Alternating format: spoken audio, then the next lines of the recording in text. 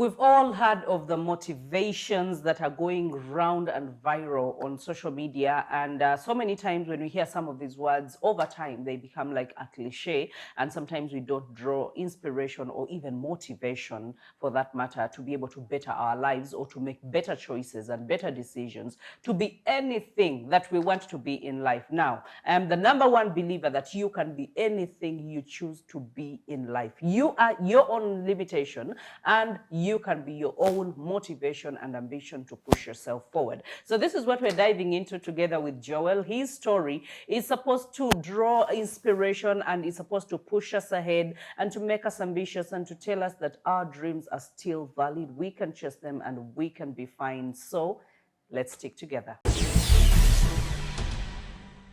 Greetings to everyone out there who have always kept it right here on your number one Christian TV, Spirit TV, a place for you, a place for me, a place for us all.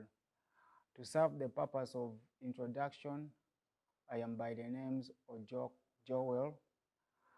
I am a 2.5 decades years old, and I hail from a very small village in one of the districts in the northern part of this country, uh, Agago in particular. Uh, Growing up from a district as such, we have a total of about 2 million Ugandans right there.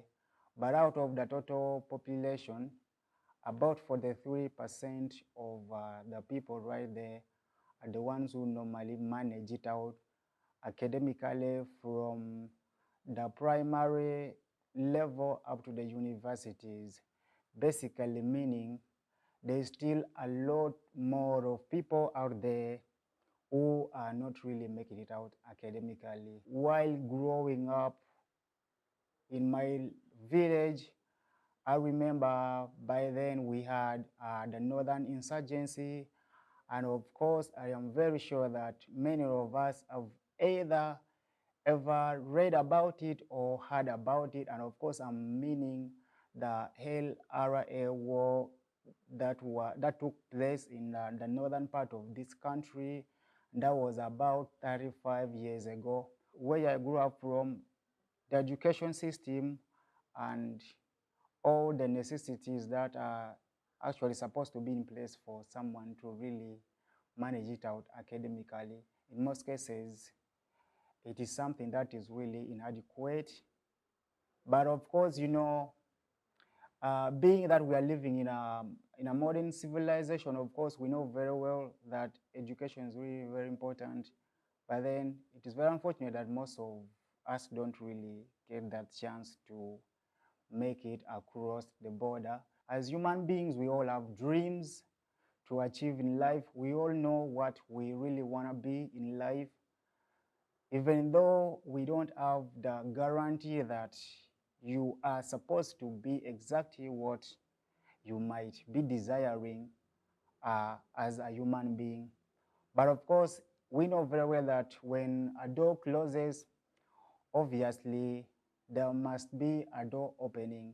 And I know we can all do that through faith and hope. So for me, I was able to manage it from primary level. Then, of course, I joined secondary education.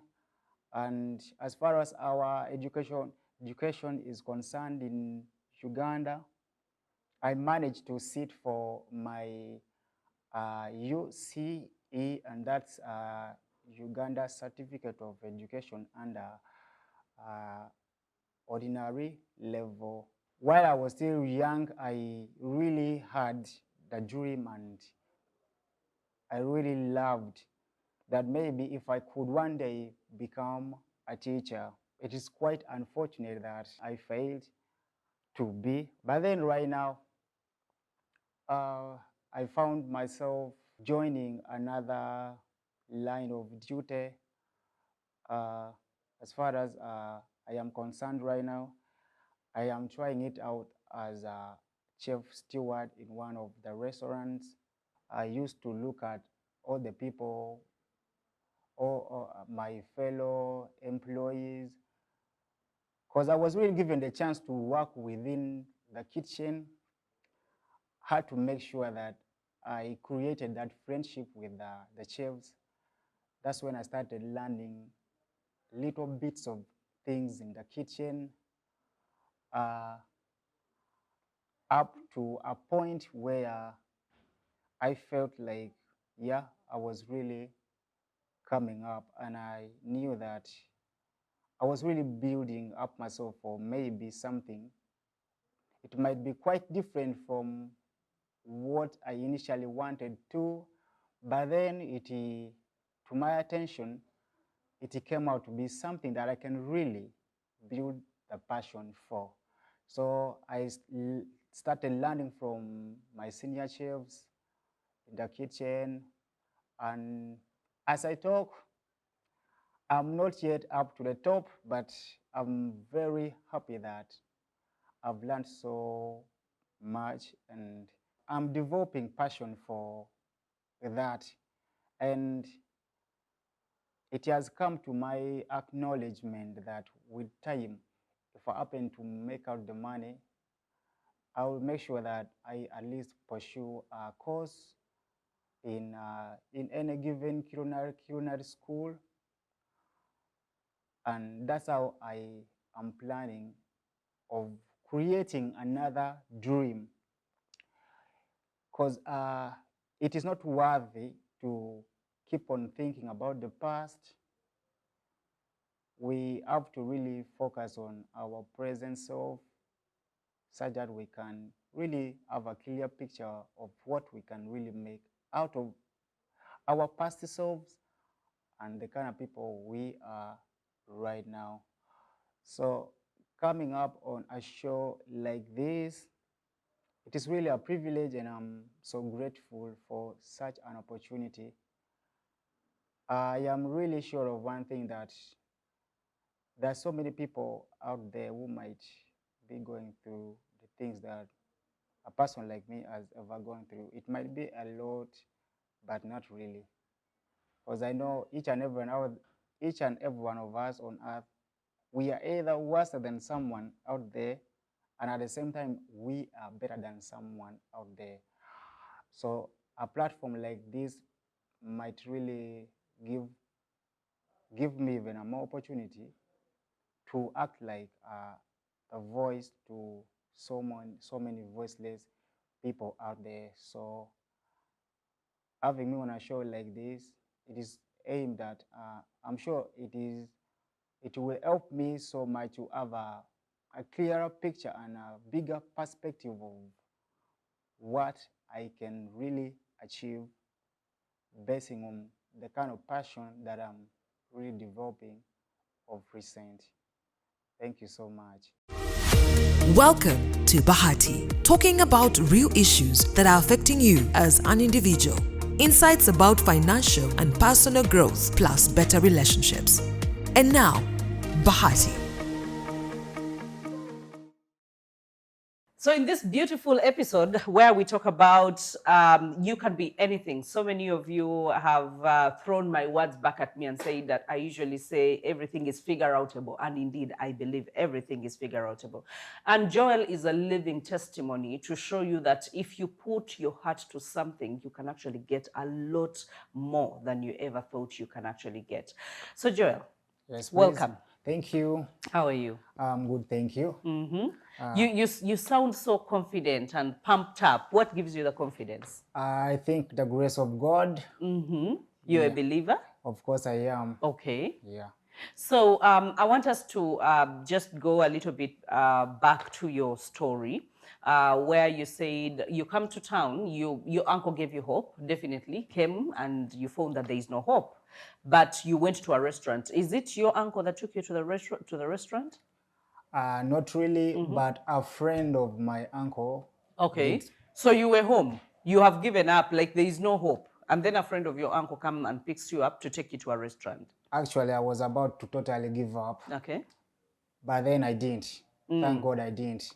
Because you mentioned where you cried, you said, you take some time and cry, maybe a few days, and then you gather yourself up. In that moment, did you know that that is what you were doing? You were gathering yourself up? Or you cried and just thought, you know what, I think this is it, life has ended? Not really, but in the first place, I know one thing, that there are so many people out there who really admire to be better than they might be. We really have so many people that we really look up to. But in that moment, did you have anyone that you were looking up to? At that moment when you were at your uncle's place, what was going on in your mind? Actually, I was looking for a more better way of bringing myself back together, Okay. and not really derailing myself from the focus. Okay.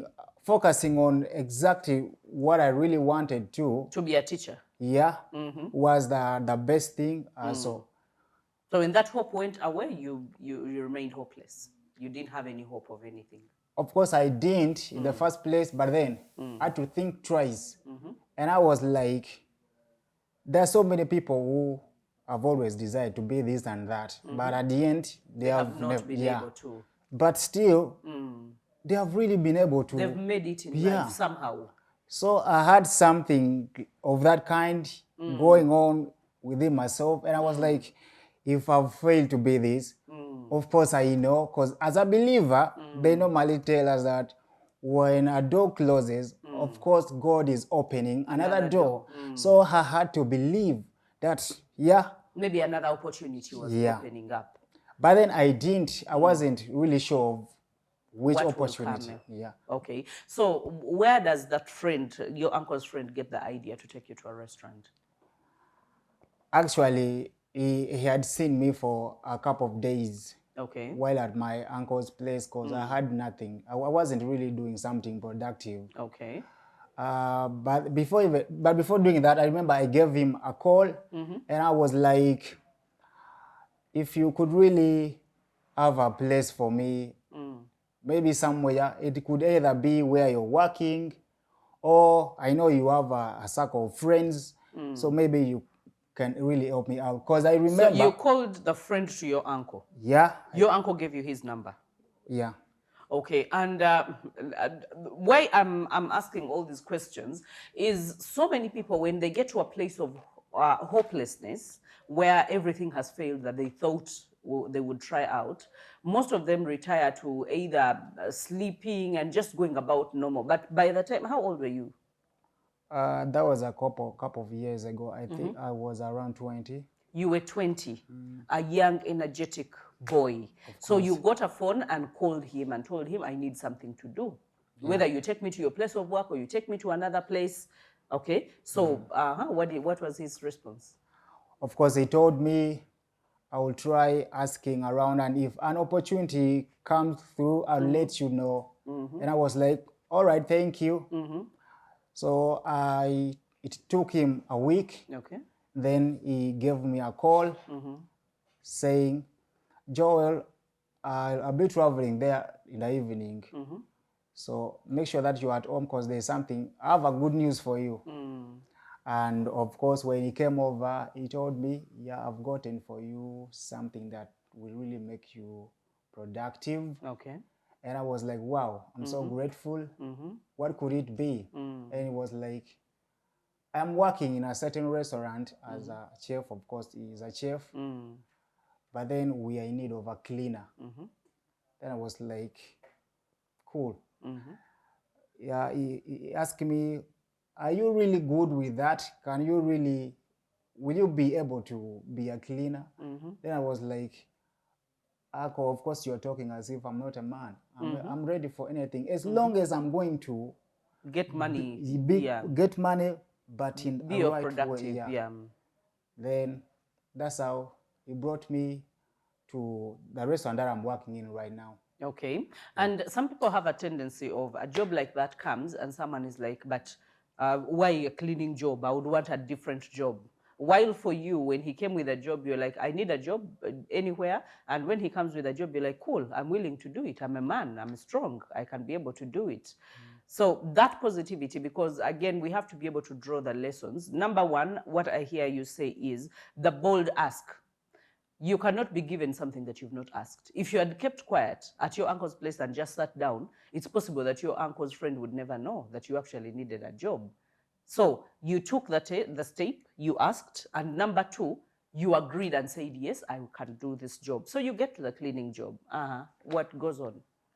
Of course, when I started doing the cleaning job, I had a lot of challenges, but I had to persevere. Okay. I had to contain myself. I had to keep myself in a... What kind of challenges did you find? Like in the first place, I wasn't really used to... I can talk of the cleaning job. Things might really come up anonymously. At times, we had orders. So, let's say you were used to maybe washing a few utensils. Okay, so majorly you were washing utensils in the restaurant. Yeah. And whenever they bring from the restaurant, they come, you wash, they take back to serving. Yeah. Okay. Yeah. So it wasn't mopping and what, it was just cleaning the utensils? All of them? Yeah, I was doing a general cleaning. General cleaning, yeah. Washing the utensils and also, you know, and cleaning. Exactly. Okay, so the challenge is sometimes you would not do it timely. Yeah. At times we're having many customers. And you stand for long hours. You stand for long hours. The back pains. Exactly. And I remember at some point, I remember I've ever been forced to adjust, to make a normal adjustment, because customers might be so many, and we are not really so like we are the employees. We are not so many, so you find yourself doing more than just washing. Yeah. Okay. At times because you needed to step in because we don't have enough workforce. Okay. So in the first place, I found it so hectic. So you went to work to the restaurant and came back to your uncle's place to sleep? When I came over to the restaurant that I'm working in right now, that was during the COVID-19 pandemic. So it's the same restaurant you're still working in right now? Yeah. Okay, so you started as a cleaner in that same restaurant? Exactly. Okay, I don't want to go way ahead of myself. Okay, so they gave you a sleeping place, a place to sleep? Yeah. Okay. The fact that I could make it from Namirembe up to Luboa, where I used to reside from. Okay, so you worked at the cleaning for while cleaning for how many years or how long? I took so far 2 years. 2 years, just cleaning. Yeah. Okay. But so with time, because I'm really someone who really give myself a room to learn. But before we get to that learning moment, during the cleaning, okay, the first year, the whole first year, you were just cleaning, nothing else? I was just cleaning. Just washing the utensils and mopping the floors, making sure the seats are fine. The second year, what happens? The second year, I continue with my normal cleaning. Meanwhile, learning. Meanwhile, you're overstepping your boundaries, going into into other people's places. I'm so happy that you did that. In the process, my boss actually told me, Joel, if you don't mind, you can as well use this opportunity given to you as a learning, as a school. Okay. So feel free to ask the chefs in the kitchen.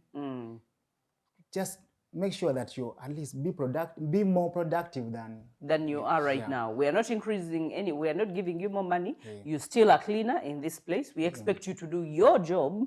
But on top of that, you can get something else on the side.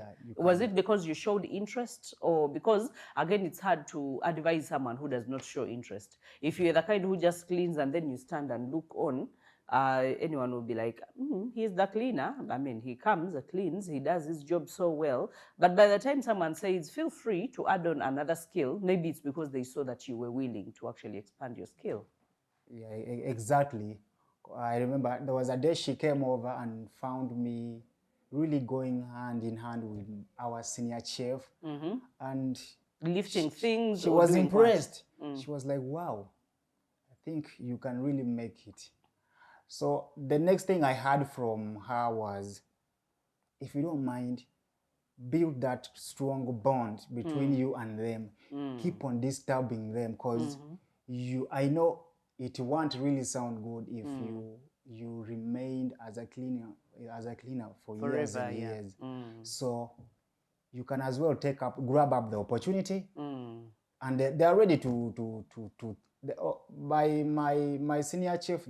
They are the very people who are so friendly, because almost we are age mates. So I also had to go and disturb them. Yeah, I started asking them in a playful manner. If you don't mind, could you please show me how we do a particular?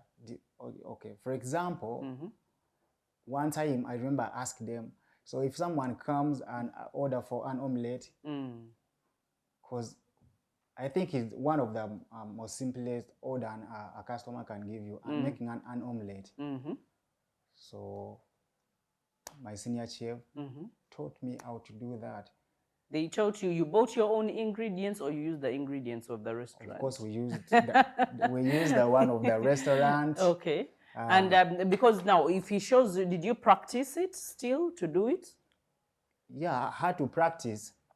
So and then for him to comment that you've done it well. What I had to do, I remember, I pulled out my money, and he had to go and buy the required items. Because I really wanted to learn, and at the back of my mind, I was like, I'm not going to use the restaurants, things. At least let me put in little my money.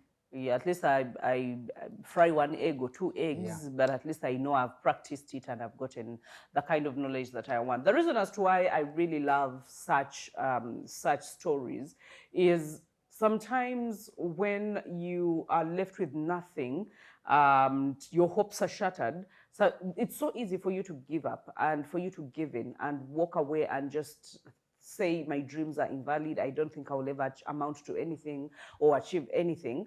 And yet there are people at the grassroots who are grappling, and instead of just shattering their dreams, they are willing to reconstruct one by one and to make sure that they get to a place. That's the reason as to why I enjoy this. I actually enjoy listening to them more than you enjoy viewing, I don't know. But for me, I enjoy listening to this because then it gives me the vivid hope that the kind of work that we are doing and the kind of transformation that we are talking about out there, it is possible for as long as you can be able to push yourself and be ambitious and keep dreaming and keep following your dreams and pursuing your dreams. So I hope you don't give up on yourselves. While you go for the short break, get yourself a coffee or water, come back, let's continue this conversation.